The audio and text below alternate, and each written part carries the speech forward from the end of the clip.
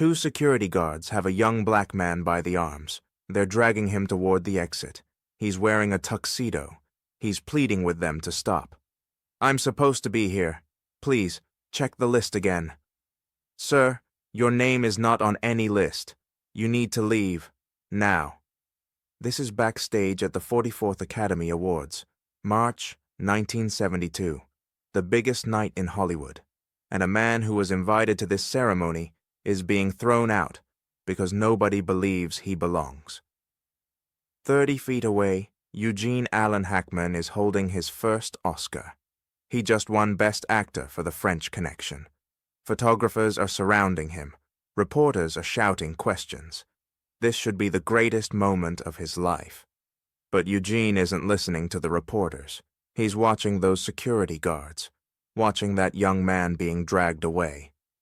What Eugene did next shocked everyone in that room, and 15 years later, that young man would stand on the same stage, holding his own Oscar, saying words that would make Eugene Allen Hackman cry.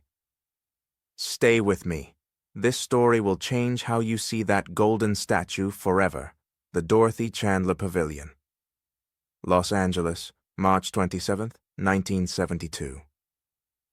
The Academy Awards were different back then. Smaller, more intimate. But the politics were the same. The discrimination was the same.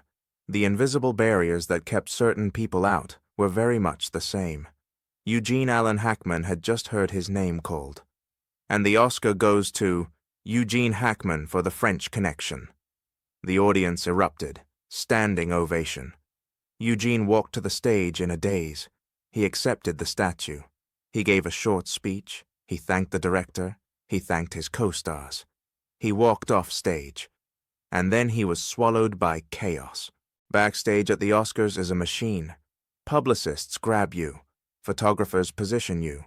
Reporters fire questions. Everyone wants a piece of you. Everyone wants a quote. Everyone wants the shot. Eugene hated it. He had always hated it. The performance was over. Why couldn't they just let him breathe? He was standing in front of a backdrop, holding his Oscar, forcing a smile for the cameras, when he heard it. A commotion near the side entrance, raised voices, a scuffle. Eugene turned his head. The photographers kept shouting at him to look at the camera. He ignored them. Near the door, two security guards in dark suits had grabbed a young black man. They were pulling him toward the exit. The young man was trying to explain something, but the guards weren't listening. "Sir, I'm going to ask you one more time to come with us quietly. I'm telling you, I'm a guest. I'm here with... You're not on any list. Let's go." Eugene watched. Something cold settled in his stomach. The young man was wearing a tuxedo. A good one. He was well-groomed, articulate. He didn't look like someone who had snuck in. He looked like someone who belonged. But to those guards, he looked like something else. Eugene knew that look. He had seen it before. The look that said, "You don't belong here." The look that judged first and asked questions never. The photographers were still calling his name. "Eugene, over here. One more shot." Eugene set down his Oscar on the nearest table, and he started walking. The young man's name was Marcus Williams. He was 24 years old, a theater actor from Chicago. He had been performing in small productions for 3 years, working his way up, dreaming of Hollywood. 6 months earlier, Marcus had auditioned for a small role in a film. He didn't get the part, but the casting director had seen something in him. She believed in him. She had invited him to the Oscars as her guest. "This is where dreams are made," she told him. "You need to see it. You need to believe it's possible." Marcus had saved for months to buy that tuxedo. He had taken a bus from Chicago to Los Angeles. 3 days on a Greyhound, watching America pass by his window, imagining his future. When he arrived at the Dorothy Chandler Pavilion, he was shaking with excitement. He gave his name at the entrance. They checked the list. "I don't see a Marcus Williams." "I'm a guest of Sandra Chen. She's a casting director. She should have put me on the list." They checked again. His name wasn't there. Sandra had made a mistake. or someone had removed his name, or the list was wrong. It didn't matter. The result was the same. "Sir, without proper credentials, we can't let you in," Marcus pleaded. He showed them the invitation letter Sandra had sent him. They didn't care. It wasn't official. It wasn't enough. But Marcus had come too far. 3 days on a bus. Months of saving. A dream so big it hurt. So when the guards looked away for a moment, Marcus slipped through a side door. He made it backstage. He was looking for Sandra. He was sure if he could just find her, she would vouch for him. That's when security grabbed him. Eugene Allen Hackman pushed through the crowd of photographers. "Excuse me, coming through." People parted for him. He was the Best Actor winner. He was holding nothing now. His Oscar sat abandoned on a table somewhere behind him. He reached the security guards just as they were about to push Marcus through the exit door. "Hold on." The guards stopped. They recognized Eugene immediately. "Mr. Hackman, sir, is there a problem?" "Yeah, there's a problem. What's going on here?" "This man doesn't have credentials. He's not on any list. We're escorting him out." Eugene looked at Marcus. The young man's eyes were wet. Not crying, but close. The humiliation was written all over his face. "What's your name?" "Marcus. Marcus Williams, sir." "Why are you here, Marcus?" "I'm an actor. I was invited by Sandra Chen. She's a casting director. She wanted me to see the ceremony. To believe that—" He stopped, swallowed hard. "To believe that someday I could be here for real." Eugene studied his face. He saw himself in that face. Not the color, the hunger, the desperation, the dream that was so fragile it could shatter with one wrong word. Eugene turned to the security guards. "He's with me." The guards exchanged a look.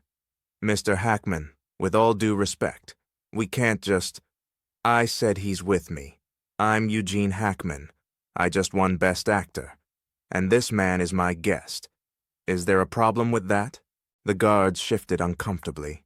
They looked at each other. They looked at Marcus. They looked at the Best Actor winner standing in front of them with a look in his eyes that said, "Try me." "No, sir. No problem." "Good. Then take your hands off him." They released Marcus. Eugene put his hand on the young man's shoulder. "Come on. Let's find your friend Sandra." They walked away from the exit, back into the backstage chaos, back into the world that had tried to throw Marcus out. Marcus was trembling. "Mr. Hackman, I don't know how to thank you." "Don't thank me. Just keep going. You hear me? Whatever it takes. You keep going." "Yes, sir." "How long have you been acting?" 3 years, mostly theater, small stuff. Nobody knows my name." "Nobody knew my name either. For a long time. I was 30 before I got my first real break. 30. Everyone told me I was too old, too ugly, not talented enough." Marcus looked at him. "You? But you just won the Oscar." Eugene laughed, a short, bitter sound. "Tonight I won. 10 years ago I was sleeping in my car. 20 years ago I was working in a shoe store wondering if I'd ever make it. The only difference between then and now is I didn't quit." They found Sandra Chen near the press room. She burst into tears when she saw Marcus. "Oh my God, I'm so sorry. I put your name on the list, I swear I did. I don't know what happened." "It's okay," Marcus said. "I'm here now." Sandra looked at Eugene. She understood immediately what had happened. "Thank you, Mr. Hackman. Thank you so much." Eugene shrugged. "He belongs here. Someone just forgot to tell security." He turned to leave, then stopped. "Marcus." "Yes, sir?" Eugene reached into his jacket pocket, pulled out a card, handed it to the young man. "My agent's number. When you get back to Chicago, call him. Tell him I sent you. He'll set up some meetings." Marcus stared at the card like it was made of gold. "Mr. Hackman, I can't. This is too much." "It's not enough, but it's a start." Eugene looked him in the eyes. "I saw something in you tonight. The way you stood there, the way you didn't give up. That's rare. That's valuable. Don't waste it." He walked away. Marcus Williams stood there, holding a business card, tears streaming down his face. Sandra put her arm around him. "Do you know what just happened?" she whispered. "I think so. Eugene Hackman just changed your life." Marcus looked at the card one more time. "No, he just reminded me that my life was worth changing." Marcus Williams moved to Los Angeles 3 months later. He called Eugene's agent. The agent set up meetings. Most of them went nowhere. Hollywood wasn't ready for Marcus Williams. Not yet. But Marcus didn't quit. He remembered what Eugene had told him. The only difference between failure and success is that successful people don't stop. He took small roles, TV shows, commercials, anything that paid. He studied, he trained, he got better. 5 years passed, then 10. In 1983, Marcus got his first significant film role, a supporting part in a drama about civil rights. Critics noticed him. They said he had presence. They said he was one to watch. In 1985, he got his first leading role. The film was a modest success. Marcus Williams was no longer unknown. In 1987, he starred in a film that would change everything. A story about a father trying to protect his son in a world that wanted to destroy them both. Marcus poured everything into that role. Every rejection, every humiliation, every moment he had been told he didn't belong. The film was a phenomenon. Critics called Marcus's performance transformative, unforgettable, Oscar-worthy. On March 21, 1988, Marcus Williams walked into the Shrine Auditorium for the 60th Academy Awards. This time, his name was on every list. This time, security didn't stop him. This time, he wasn't a guest. He was a nominee. And the Oscar for Best Actor goes to... Marcus held his breath. The envelope opened. Marcus Williams. The audience erupted. Standing ovation. Marcus stood. His legs were shaking. He walked to the stage in a daze. He accepted the statue. He looked at it. The same gold statue that Eugene Allen Hackman had held 16 years earlier. And then Marcus spoke. "I need to tell you a story. In 1972, I came to the Academy Awards as a nobody. A dreamer from Chicago with a borrowed tuxedo and no credentials. Security tried to throw me out. They didn't believe I belonged here." The audience was silent, listening. But one man stopped them. He had just won this same award. He was surrounded by photographers, reporters, everyone wanting a piece of him. But he saw me. He saw a young black man being dragged toward the exit, and he walked away from all of that to help a stranger. Marcus's voice cracked. That man was Eugene Allen Hackman, and he told me something I've never forgotten. He said, "The only difference between failure and success is that successful people don't stop." He gave me his agent's card. He gave me hope. He gave me a chance. Marcus held up the Oscar. "Eugene, I don't know if you're watching tonight, but this is for you. You saw me when nobody else did. You believed in me when I was invisible, and I will spend the rest of my career trying to do for others what you did for me." The audience rose again, longer this time, louder. Somewhere in Santa Fe, New Mexico, Eugene Allen Hackman was watching on television. He was crying, not for the recognition, not for the praise, for the proof that one moment of kindness can echo through decades. 2 weeks after the ceremony, Marcus Williams flew to Santa Fe.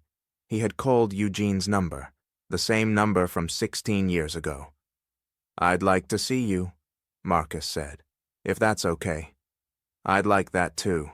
They met at a small cafe, 2 men who had shared one moment in 1972 and hadn't seen each other since. Marcus brought his Oscar. He set it on the table between them. "I wanted you to see it." Eugene smiled. "It looks good on you. It has your fingerprints on it. You know that, right? Everything I've done since that night, it started with you." Eugene shook his head. "It started with you. I just opened the door. You're the one who walked through it. Why did you do it? That night, you had just won the biggest award of your career. Why did you stop for me? Eugene was quiet for a moment.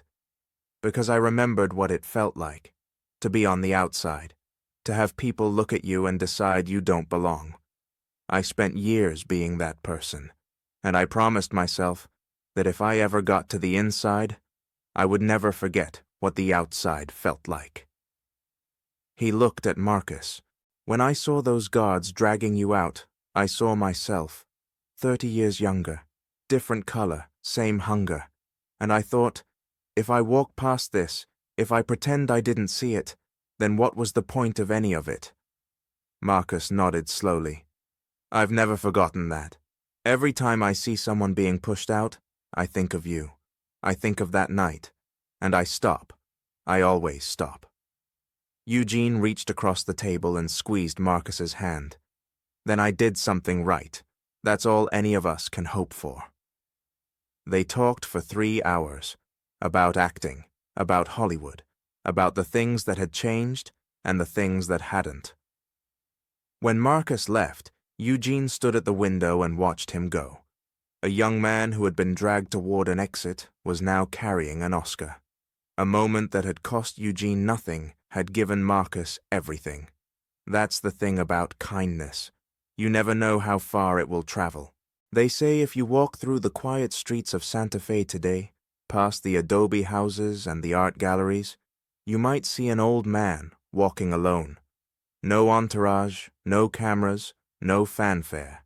Just a man who spent 50 years pretending to be other people, and then spent the rest of his life finally being himself. Eugene Allen Hackman never played the Hollywood game. He never smiled for the cameras when he didn't mean it.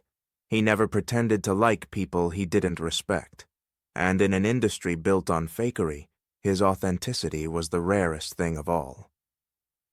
Is there someone in your life who opened a door for you? Someone who saw you when others didn't?